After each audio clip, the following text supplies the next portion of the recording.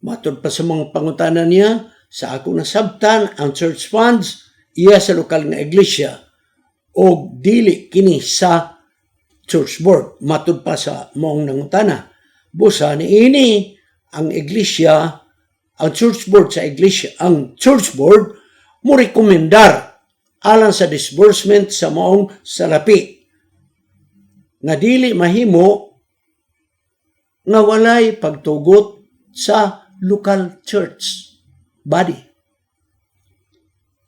So kung dunay mga kagastuhan at atong klaron ha, kung pananglit nag-authorize ng iglesia na okay, kung naay mga kagastuhan, di na lang mananghid sa church board. Kung ang gastos, example, 2,000 paingon sa ubos, di na lang mananghid sa church board. I-appeal na lang na sa business meeting. Okay na siya.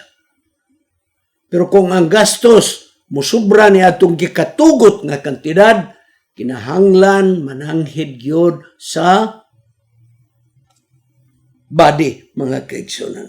May balong yun.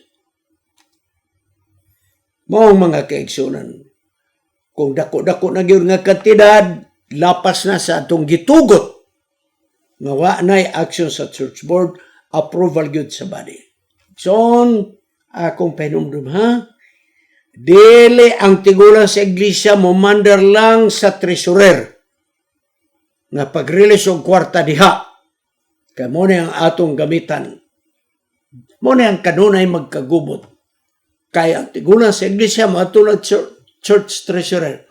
Hatagi ko kwarta ba kaya magpalit ko no. Ayaw ganun buhata ha? Dili. Kaya ang nahitabo, dunay mga iglesia nga magsabot-sabot ra treasurer o church elder, dili ba na inyong kwarta ng pera ng bayan na. Mga kaiso, pera ng bayan. Sunod, matod pa niya din ako nakahibalo ko nga ang church board recommendatory nature o ang final decision na sa local body. Is this correct? Correct. Labi na sa church discipline, kinahanglan ang final mo decide ang church board, church body. Pananglit, mag-repair ka mo, kinahanglan paaprubahan sa body unsay i-repair sa iglesia. Pananglit, mag-renovate ka mo, o doon na mga extension, paaprubahan gyud sa body. Besag kolor sa pintal, paaprubahan sa body. Mga kaigsunan. Ako balik ko na. Color sa pintal sa iglesia, paaprubahan sa body. Mga kaigsunan. Okay. Unang gikinanglan. Inuno nga mga kaigsunan. Kung ang salapi, kung gamay ra ang kagastuhan, nga nasakop dito ng exception, na, kapanan 2,000 nga inyong gitugot, wala na kinahanglan na ipananghid sa body. Okay. Matod pa sa mong nangutana, dugang pa, Pastor. What matter should be brought to the church body in business meeting? Darita. Unsa may pagahisgutan sa business meeting? And what matters to be addressed by the church board? Okay. Ano ang akong tubang? Ang business meeting supposedly kausa sa uskatuig. Dayon, ayaw mo pag business meeting nga bigla-bigla. Ang business meeting i-announce dan ahead of time. Dahil ang business meeting dili sa adlawng Sabado. Akong balikon, ha? Ang business meeting dili sa adlawng Sabado. Ang business meeting magsabot mo tingali Miyerkules o sa nga adlaw. Dili adlaw igpapahulay. Okay? Dayon i-announce. So, karong Agosto marono, karong Septembre, mao ni nga pizza, Domingo, magtagbo ta kitang tanan dire. Pagdala mo og balon, diri ta mangaon, o ang iglesia magpalit og sudang, pagdala na mo unsay mga pagkaon ninyo, mga prutas, dadan nyo dire. Kay pagkahuman sa business meeting, maniud tutang tanan. O sa po na kasugyot. Okay. Dayon ang pizza igsoon sa September, example pizza 20 ha.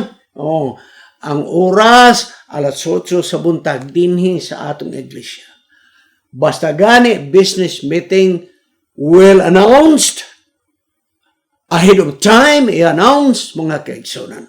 Dayon aghaton gyud ang tanang mga kaigsunan nga motambong sa business meeting. Sa business meeting, unsa man ang pagaisgutan. Okay. Sa dili pa ang financial report, ulahi ang financial report. Muuna pag-report ang mga departmental leaders. Okay, atong ipa-report ang atong personal ministry. Maghimo siya report unsay nabuhat sa iglesia. Okay. Sunod. Ang mag-report nato ang Sabbath School, care group, mag-report ang Sabbath School superintendent.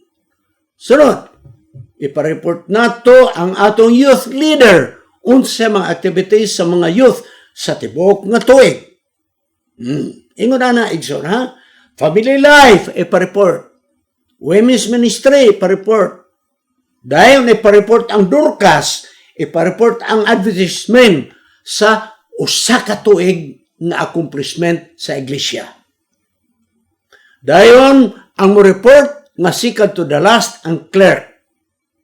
Siyang mo report sa bautismo nga nahitabo ni anang tibok nga tuig, pila ang may transfer, pila ang nagpamembro, transfer, pila ang nihawa kay ni adtog laing iglesia, pila pod ang nisulod aron mo transfer sa pagpamembro sa mga iglesia, ug pila pod ang namatay, no? Palayo lang, pila pod ang namatay na anang tuiga, i-report mga kaigsunan.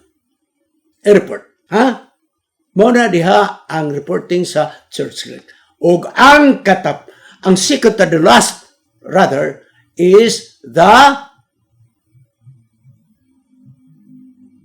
treasurer. Ang treasurer, mga kaigsunan, financial report. Nini nga tuig, nakapadala kita sa atong ikapulo, sa atong conference or mission, mauning ang kantidad, unya ang atong COP, mauning kantidad, unya focus ka sa church fund. Ug atong church fund, mauni ang kantidad, dayon gidistribute kini sa ato nga church board ug unya gi-provost body nga kini nga kantidad para sa Sabbath School, kini nga kantidad sa nagkalain na busa sa diha nga gidistribute na ug kini nga nagasto ang ato karon nabilin sa church fund mao kini.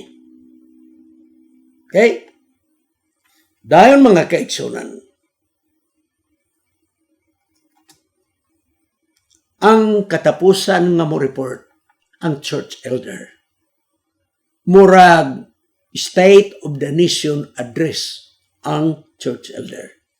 Muhatag siya og summary sa kinatibukan. Unsang development sa atong building. Unsang atong outreach program. Mao nang report sa church elder. Unsa ang atong pagpamisita sa laing iglesia nga nagtabang kita sa nurturing. Mao ning report sa church elder. Okay? By the way, every departmental leader nga mag-report, pwede mangutana ang membro sa iglesia. Kada departmental leader. Bisag kinsang mo report, pwede mangutana. Church clerk, pwede mangutana. Treasurer, pwede mangutana. Church elder, pwede gihapon mangutana, mga kaigsunan. Okay? So, manginaot ko nga inyo na sabi, magapadasid ko, buhatan ninyo ang atong business meeting kada tuig, mga kaigsunan. Pero may balata o asa ang atong direksyon. Nindot kini nga pangutana tungod kay kini, makahatag og impormasyon sa tanang mga kaigsunan.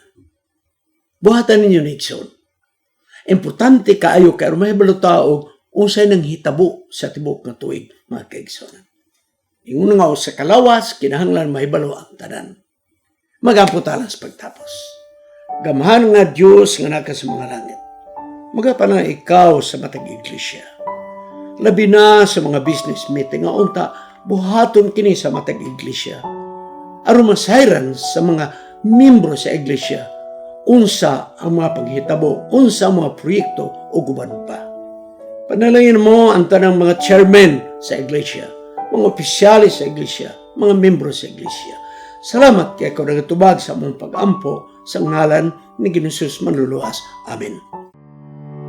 Kining inyong higala, si Pastor Wendell Munggaya Serrano, nga inyong igsoon usab, magkapadasig sa matag sa kaninyo sa pag-like, pag-share, labaw sa tanan, sa pag-subscribe sa atong YouTube channel ng pangalan Wendell Munggaya Serrano, ug ayaw kalimot sa pag-click sa notification bell hangtod sa sunod nga higayon magkita na usab kita.